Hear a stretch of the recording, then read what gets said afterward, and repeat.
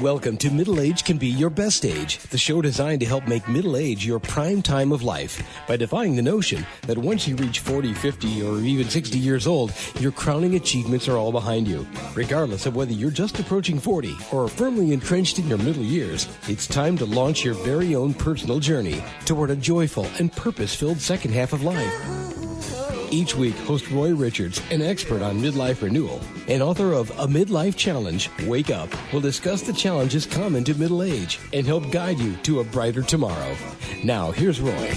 Well, hello. A warm welcome to this week's edition of Middle Age Can Be Your Best Age. And as we record this program, we're two-thirds of the way through summer, but there's still a lot of hot weather in store. Beach, pool, lounge, and outdoor sports days when a lot of our bodies will be on display. And a few weeks ago, we had a program about losing weight and keeping it off. So how are you doing? I know while on vacation and the kids are home from school, it's been pretty tough to keep up with your intended gym workout 2 or 3 times a week, and it's so often way too hot for strenuous outdoor activity, sometimes even for that leisurely walk in the park. And then there are those picnics, backyard barbecues, state and county fairs, community festivals, and hot dogs at the ballpark. It's all too easy to splurge on unhealthy, high-calorie summertime meals and snacks that help us gain a few pounds here and there. Unfortunately, if you're like me, you may wind up at the end of summer weighing more than you did last May. But here's some good news. My guest, health and fitness guru, Adita Lang, is here to help you rock in your bathing suit, sleeveless tops, short skirts, or short shorts without deprivation, a starvation diet, or nonstop workouts. And more importantly, she's here to change your entire outlook on health and fitness and on life in general. And when you think about it, a change in outlook is really the only way to avoid the infamous yo-yo weight loss phenomenon, take off the desired pounds, celebrate success by easing up, and gain all those, with those old sedentary habits and unhealthy diets, and you gain all the pounds back, plus a few more. And before I introduce Adita, here's her qualifications. She's a 30-year fitness and wellness instructor who specializes in everything from biomechanics and resistance training to nutrition and mind-body serenity. She taught her first class at age 16 and taught classes and gave lectures to thousands of fitness professionals from the U.S. to Hong Kong, Spain, and beyond. And several years back, a car accident broke her vertebrae, and she broadened her focus to include health, wellness, nutrition, sleep, and recovery coaching as well. And she now emphasizes superpowers, a balanced combination of exercise, nutrition, sleep, relaxation, and happiness to make someone like you and me amazing. And she's author of the hot-selling 2018 book, Superpowers, A Busy Woman's Guide to Health and Happiness. And hello, Adita Lang, and welcome to Middle Age Can Be Your Best Age. Hello. What a welcome. Thank you so much. Well, before we get started talking about your formula to a fit and healthy mind and body, here's an unusual question. Who is the most important person each one of us should get to know, and why? Are you ready for this? Yeah. It's us. It's me. For me, it's me. For you, it's you. It's ourselves. Because if we are not at our all-time best, how can we motivate and inspire others? That's so one true. Thing that I notice that with people all the time. And someone that is constantly doing things for others, I think, gets resentful and feels overwhelmed, and when they don't respect and they also accept things that they don't know themselves, they accept things they don't want to do and then feel resentful about it.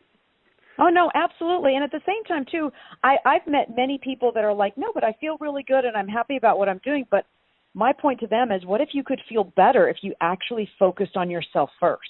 Yeah, that's so true. Well, let's talk about you. Have you always been the wonderfully balanced, healthy speaker, coach, business owner, boss, and mom that you are today, or was there a time when you were somewhat overwhelmed in service to others? And if not, what if that was true, what event or series of events motivated you to change? I'd probably say the most impactful and probably the most recent, I would have to say, is when I got married and had kids. Oh, I see. Because that's where I truly lost myself and I didn't feel good. And I'm like, there's something really wrong.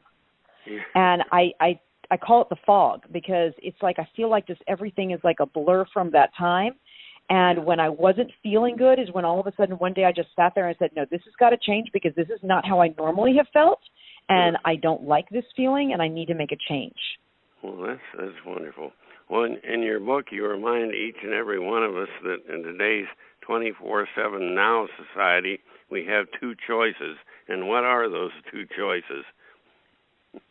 Well, I mean, the bottom line is we can either start taking care of ourselves or we can get kind of eaten alive by life, and we don't want to do that. So we want to really make sure that we are at our very best. But at the same time, too, taking care of yourself doesn't mean that you have to spend 10 hours a day doing it.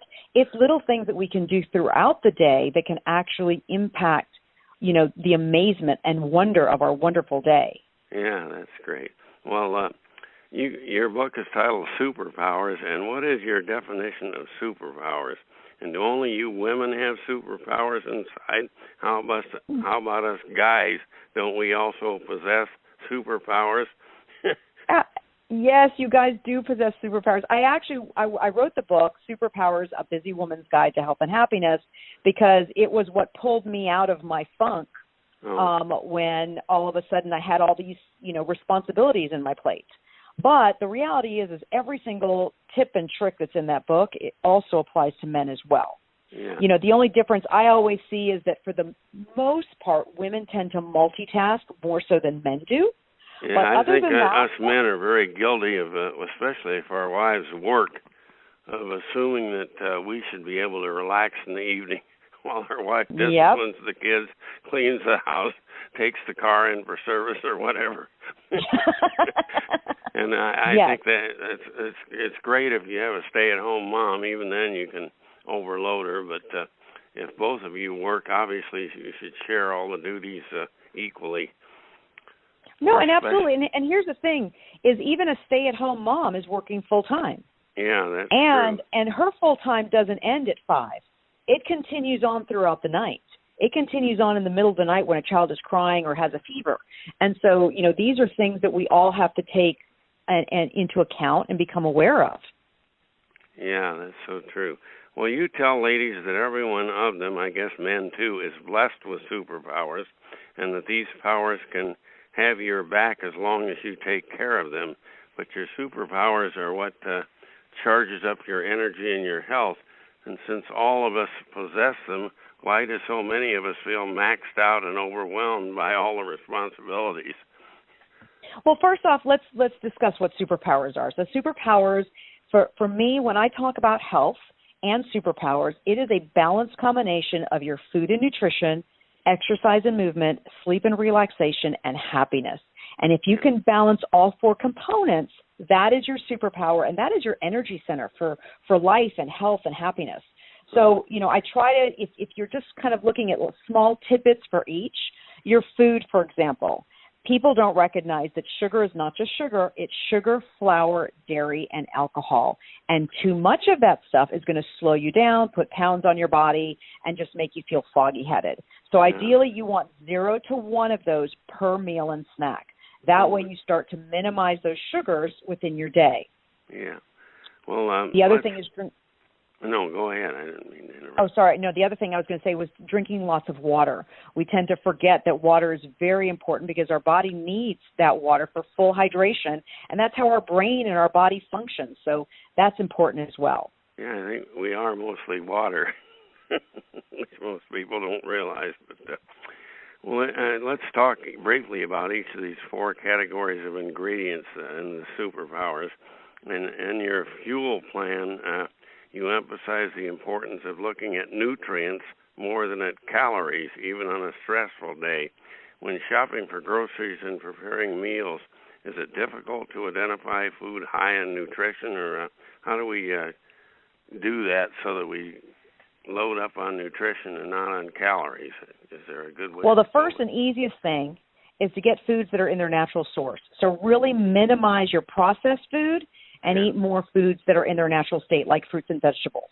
Yeah. So fruits and vegetables are your first line of vitamins and minerals come from your fruits and vegetables. So those are really important to incorporate in every single meal and snack. Yeah, your book contains an entire chapter on recipes. We don't have time to go into great detail, but can you give us a quick sample of one or two of your recipe suggestions? I guess you just gave us one, lots of fruits and vegetables. But well, and the thing is that you want to use your fruits and vegetables are carbohydrates, and that's for immediate energy. Your quality protein, I call it cruise control. So how long do you want that energy to be in your system for? And your quality fat is like a backup battery, so that if you start running low on calories, you've got that little bit of fat left over so that it can make you finish the race if you wanted to, or your day. So we want to make sure that every meal and snack has a balanced amount of your carbohydrates plus your proteins with a little bit of fat, and that's going to sustain your energy for a longer period of time. I see. So you have a whole list of recipes contained in your book then, I guess. So. And my recipes are really simple to do, and I did that intentionally because everybody's in such a rush. I'm meeting more and more people these days that don't cook as opposed to who do cook, because in today's society, people tend to eat at home for a special occasion and eat out all the time. Or when I was growing up, we did it backwards. We ate at home every day, and we would go out for a special occasion. Yeah, isn't that true how it's kind of reversed? I know my wife and I have a tendency to eat out every day. It doesn't help lose weight either. No, all unfortunately, the stuff they put in the food in those restaurants. The restaurant's job is to tantalize your taste buds, and they're going to do that with whatever they need to, and that may or may not be healthy for you. The portions are ridiculously large in a lot of these restaurants too. Correct. Especially the fast food, not the gourmet stuff. But well, let's turn to workouts. In your promotion, you inform that everyday activities can easily replace miserable workouts. And I love the sound of that. Can you please give us some examples of activities we can substitute for lifting weights or running on a treadmill at the gym?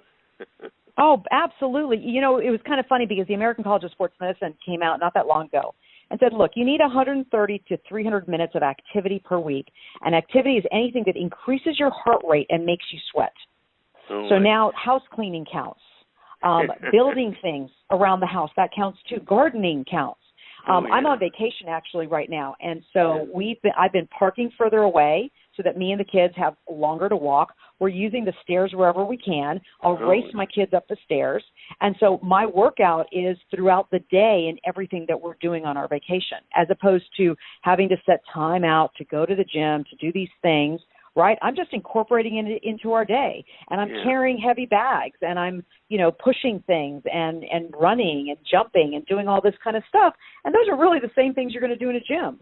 Yeah, that's so true. And then, of course, there's nothing wrong with going to the gym if you really enjoy those workouts, but you don't have to make them so strenuous that they rob you of all your energy. Oh, of course. And the key is the more that we move our body, the more energized our body becomes. So if we can start incorporating some activities throughout our day, that only helps us in the long run. Yeah, well, the third element, you mentioned sleep, but in their book you have a section called Zen, which somewhat mystifies me. How in the world of multitasking responsibilities can anyone, women or men, take significant time out during the day for serenity? And does a brief moment of time out here and there clear the head? Does that really work to recharge your batteries? And what practical methods do you recommend so that that we can relax fully and bring us back to center and clear out our head during a hectic day?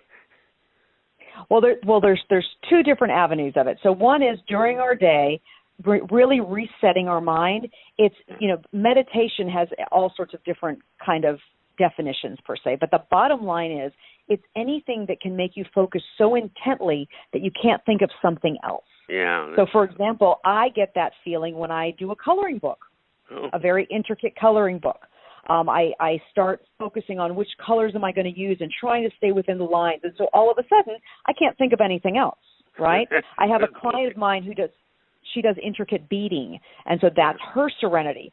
And you don't have to spend hours doing this kind of stuff. If you did it just for 5 minutes, it would actually, because you've basically put all the other thoughts on hold, then when you come back to them with a mental reset and a clearer mind to be able to think differently, maybe even more creatively in whatever it is that you were doing. Yeah, it's so important overnight also to get all those thoughts out of your mind. I know I have some nights I sleep like a log, and other nights I just can't put some thought to bed that's probably not even that significant. Well, when that happens to you, you should write it out.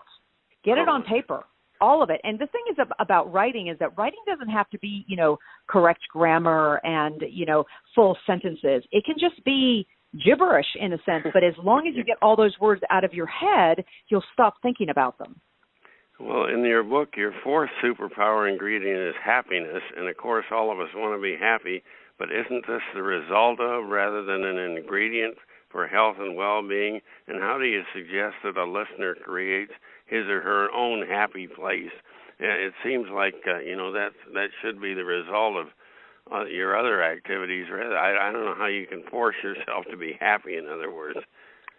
Well, it's not necessarily forcing yourself to be happy, but doing the things that really give you true joy. So, for example, for me, I love having a cup of tea with friends. And I have been known to call up a friend at the last minute and literally have 10 minutes to have a cup of tea with a friend. But just that moment of a few giggles and a time out brings joy to my day. On the same breath, helping somebody out, helping someone do something. There's certain things that we all have inside of us that we know makes us happy. And so if we would try to bring that into each day, that's going to help brighten our day as well. Yeah, I see what you're saying there. That's so happiness, you don't just try to make yourself happy. You do something that you like to do. And it's so crucial that you orient your life toward helping others to some degree, because nobody can live really happily when they just concentrate on themselves. Of course. Well, as you point out, it's important we don't perform a short-term diet and fitness regimen only to lapse back into our former sedentary and poor diet habit ways. In your book, at the concluding chapter, is an 8-week superpower game plan for living. Can you briefly describe what this game plan contains? Is this something readers can easily fit into their busy work days without causing major disruption or creating a scene at home or on the job? What is this 8-week game plan you talk about? Well, again, the way I wrote the book, and once your listeners are looking at the book is done very fun. There's fun worksheets to fill out. It's a very easy read, and I did all of that intentionally because we all have crazy lives, and I want something to fit smoothly into someone's day. So the 8-week plan has basic things like focus this week on just drinking 8 glasses of water a day, and trying to bring that in. So it's just really simple, short tasks that you can slowly fit into your day. Like, okay, you know what? This week you're going to do 10 crunches every day, and that's all you're going to do.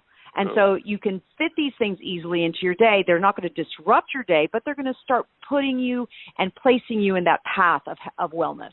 Oh, that sounds great. Well, where's the best place to, first of all, how is your book organized? Does it contain practical suggestions that readers can employ to develop their own superpowers? How does that work?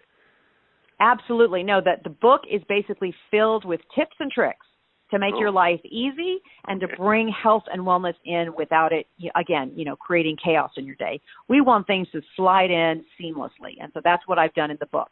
Yeah, you can those find are the kind of books that are worth reading, are the ones that actually contain things to do rather than just contemplate and move on. Oh yeah, and I've read so many of these health and wellness books, and they're full of research and they're full of all this stuff, but they're not really practical to somebody's crazy day. So I wanted this to be something simple. Yeah. Well, where's the best place for a listener to go to preview and purchase your book, Superpowers? Well, superpowerblueprint.com is the easiest place, but you can find all of that on my website, which is aditalang.com, ADITALANG.com. Okay, no, that's easy enough to find. And I see from your website that you also offer a workout combo special, a digital book bundled with 6 streaming in-home workout videos. Is that still available? That sounds like that is still available. Again, trying to make life easy for everybody. So that even has an app so that you have it on your phone. And if you're traveling, all the workouts are done without equipment, and they're done in small spaces so that you can do them actually anywhere. And you also do life coaching and public speaking on a variety of health and fitness topics and happy living topics. What's the best way for folks to get in touch with you that are looking for a speaker or a coach? Oh, my God, yes, please. info@aditalang.com. Again, it's ADITALANG.com. Yeah, that's simple enough. Well, to concluding this segment, I'll quote from Adita Lang's promotion. She assures you that her advice is so doable that even the most ridiculously busy woman or man can eliminate guilt, wasted time working out, or I might add abandoning exercise altogether in disgust, and find inspiration to stay healthy and fit. And ladies and gentlemen, you'll never know if you do indeed have these superpowers inside until you seek them out. And I highly recommend you preview and purchase Adita's new book, Superpowers. And thank you so much, Adita Lang, for your inspiration and best of success in all that you do. Thank you so much for having me. This was awesome.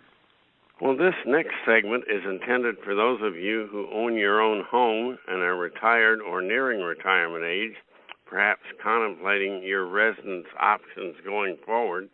And it's also intended for those who have an elderly parent or parents who still own and reside in their own home, but given their age, mobility, and finances, home ownership no longer may be the best option for them. And although home sales were sluggish in the second quarter of 2019, the overall real estate market remains hot. Can you believe home prices in the San Francisco Bay Area, LA, and Seattle have roughly doubled over the past 7 years? I don't think I can afford a 2-bedroom bungalow in those towns. The bad news, according to an article in the July 24th, 2019 Wall Street Journal, some economists foresee a prolonged slump in real estate on the horizon. So is your present home sweet home the best place for you to retire? My next guest, experienced financial advisor Dr. Penelope Tzougras, is here to help you answer that question. Stay or go? Penelope says that depends, but first you need to consider a whole variety of factors. And Penelope is here to reveal some of the most critical questions to ask before listing your home for sale or completing the transaction. In fact, she's published a book on the subject titled Home Sweet Home, How to Decide Whether You Should Stay or Move in Retirement. And here's Penelope Tzougras' biography. She's a Ph.D. chartered financial consultant and CLU, that's Chartered Life Underwriter. She's a registered financial advisor and a sought-after public speaker who specializes in planning retirement finances. A former college professor, she founded her advisory firm Wealthy Choices back in the year 2000. She's a 5-star award winner based upon 10 objective criteria associated with quality service to clients. A seasoned media pro, she's hosted a Boston TV show, Money Matters, as well as a radio show that aired for 7 years. And she's author of 2 other recent books, Wealthy Choices and Long-Term Care Insurance. And hello, Penelope Tzougras. We're proud to have you on Middle Age Can Be Your Best Age. Thank you so much, Roy. I appreciate that. Well, to begin the process of deciding if it's time to divorce your home, you suggest we ask whether our house passes the SUM test. What do the 3 letters stand for? What do they stand for? And how do we conduct this test? Yes, it is S as in safety, U as in utility, and M as in maintenance. And that test is a way of understanding whether you can stay in the house. So is the house fitted out properly for safety? For instance, an easy one is the bathroom. The tub or the shower is a slippery, slidey place. Yeah. And the question is, have you put up the proper kind of grab bars so that you can manage that? That's a very simple one that may only cost a couple of $100 to fix. Yeah. Then we have things like use. Well, Margaret comes down the stairs one morning and is fixing breakfast, and she says to herself, oops, I forgot the package upstairs that I was going to send to my nephew for his birthday. Yeah. Now, Margaret doesn't go jumping up the stairs again. So the question is why? What happened? So usefulness of the stairs, because maybe her body is feeling her years, that usefulness may not be there. So we have to understand the house in terms of, are we using it in a way that's good? Yeah, we have two, 3 bedrooms upstairs that have become storage areas because our kids long ago moved out. So that's part of the issue also, that there's a lot of wasted space in it. But yeah, and that brings us to the maintenance issue, because you're heating or cooling, Roy, those empty rooms that are storage rooms. And if you really needed the stuff, would you be better off with a storage cabinet, one of those other places, and move to something that was less space to heat and cool and taxes? Well, you also tell us that net profit isn't the most important consideration in selling your home, no matter what your age. In this case, what is the most important consideration? Whether you're going to run out of money during retirement. Yeah. I see you appreciate that one. No, that's clearly a most important consideration. And obviously, as you point out, if you sell the house, the next question is, where are you going to live as an alternative, and does that fit your lifestyle better than the place you live now, and how much will it cost for the new house or the retirement apartment, or maybe retirement village, or whatever it might be? Right. And what are the other things that you need to concern yourself about? Because when you're thinking about whether your money is going to hold up, you need to take into account the fact that the U.S. Department of Health and Human Services tells us that 70% of those over 65 will need some sort of long-term care. And 40% will need a nursing home. So do you have that in your budget to pay for those things? Yeah, that's something that you have a whole different book on that we don't have time to talk about today, but that's obviously a major issue. Well, what are some of the most critical questions to ask yourself and others before you make the transaction to sell your house? The first thing you want to do to see if you can stay in the house, in addition to the safety, use, and maintenance questions, is to think about, what does the house really cost you? And you know what, Roy, I find that many people just don't know the total cost. They know the real estate taxes, they know the utility bill, but they don't think about, the gutters have to be cleaned, the house has to be painted. They don't have a total cost. If you don't know a total cost, then how do you know if your money's going to be able to cover it? That's so true. So that's a major one that you have to answer. What does it cost you to maintain the house in total? And then the second is, what does it cost you to run your life? People will tell me, again, the big bills, but they won't tell me all of the things that they enjoy and they would like to keep doing throughout their retirement. Yeah, and how are you planning to change your lifestyle now that you're retiring? I mean, you may want to travel more, and you need more money for that, and there are other things. Of course, that health issue and long-term care issues are a whole different ballgame, but you have to be prepared for them. And then the third of those big money questions is, okay, so you've got some money put aside. We call that the portfolio, and I know some people think that's a very grand term, but the point is the money that you've put aside for retirement, what can it do for you, Roy? Is there enough income coming out of it? Could you change the portfolio so you can make more income come out of it? people really had to look at that because we just talked about the expense of your lifestyle and the expense of the house. Can the portfolio keep up with it? Yeah, it seems complex, but it's all pretty simple. At the end of the month, do you have enough money to come in to pay the bills for that month? And if not, you've got to do something. But right. And then, of course, it's the ongoing question of inflation that, you're paying the bills this year. How about next year when the real estate taxes go up? Yeah, that's inflation is another thing. And that's what really bugs me in my case. These assessors assess the value of all the homes in your area and say your house went up 7% or 10% or whatever, and you have no control over that. At least you can vote on, putting the city council in and people that raise your tax rates, but you have no real control over these assessors that come in and tell you your house is worth more. And then what do you have to do as a result? How does it become a burden to you? You have to pay more taxes. Yeah, there you go. And they say you're okay so long as your house isn't appreciating more than others in the neighborhood, but I wonder about that. Yeah, but you still have to pay the increase, so what does that do for you? Yeah, not so good. Well, you correctly point out that the key to making right decisions on selling your house and other aspects of retirement is having a game plan. We don't have time to go into great detail. I think you've touched on some of it, but what are some of the general guidelines on what a game plan should look like, and how do we get started on formulating one? There's many questions, as you know, Roy, in the book, but what you just asked were excellent summaries to be able to look at the money and then say to yourself, can I stay here also physically?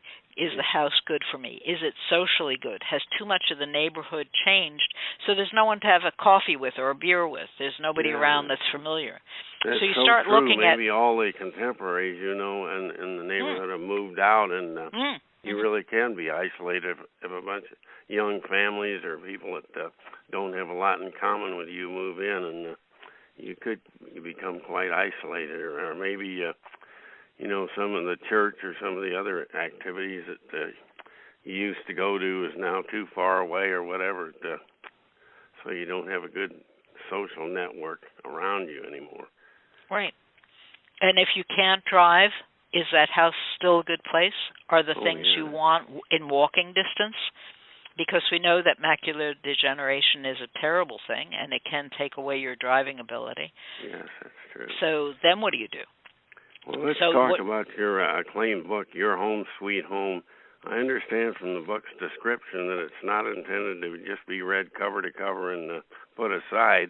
Can you tell us a little bit about some of the analytical tools, worksheets, and the decision guide that you have in the book that I guess a reader has to do quite a bit, or should do quite a bit of work to get the most out of your book? Thank you for saying that. I agree that it really is meant to hand-hold someone and walk them through all these major questions that you've been so careful to bring up. I appreciate the fact that you really paid attention to what I was trying to get at. Thank you.